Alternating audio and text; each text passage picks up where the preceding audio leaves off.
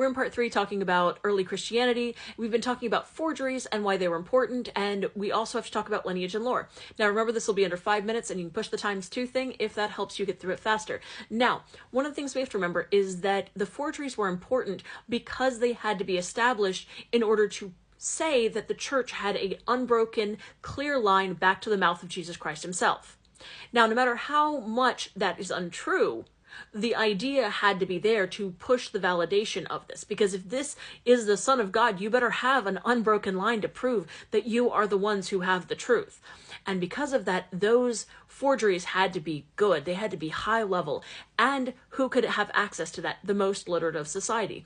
The ones who were the most Roman, the ones who were part of the upper echelon, the ones that are part of the educated class, right? They are the ones who can make high quality forgeries. And they are the ones who are going to be most accepted because they're upholding the dominant paradigm of the paterfamilias model and the Roman hierarchy. They fundamentally are upholding all of these things, and they themselves are claiming now that they are descended intellectually and spiritually from Jesus Christ.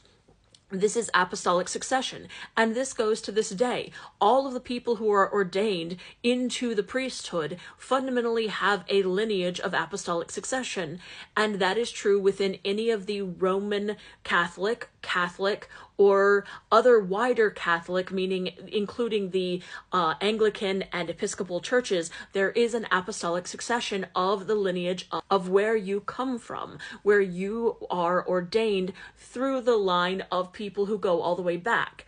Now, this is the thing. This lineage has been known and documented since then, but the early connection to Jesus Christ was fundamentally forged. And so the suppression of all these other forms of Christianity were essential in order to sustain the proto-orthodoxy's claim that they are the true inheritors of the narrative of Jesus Christ.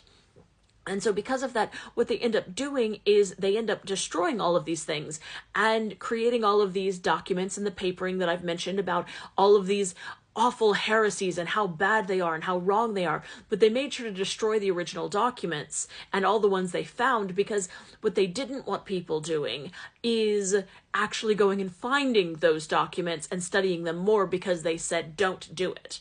Right? So they knew that if they were going to have all of these, mentions of these terrible documents, they needed to make sure they weren't accessible to people, that those were gone, and that they were just talking about how bad and wrong these other people had been. But archaeologically, the finds at the Nag Hammadi library, as well as the Dead Sea Scrolls, fundamentally knocked this entire narrative wide open, because suddenly, for the first time, we had a lot of these documents that these other, kinds of against heresies baselines were talking about. Now, we don't have all of them, and not all of them are complete, even the ones we have. But we have had a huge growth of knowledge about what early Christianity looked like and all of these different kinds of Gnostic beliefs, because of the fact that we fundamentally found these caches of data and papyri that have writings on them. Some of them even having, obviously, being like scribes writing out bits of other papyri in little, blips. And one of the things we have to recognize, too, is that many of these people who were translating these were not professionals.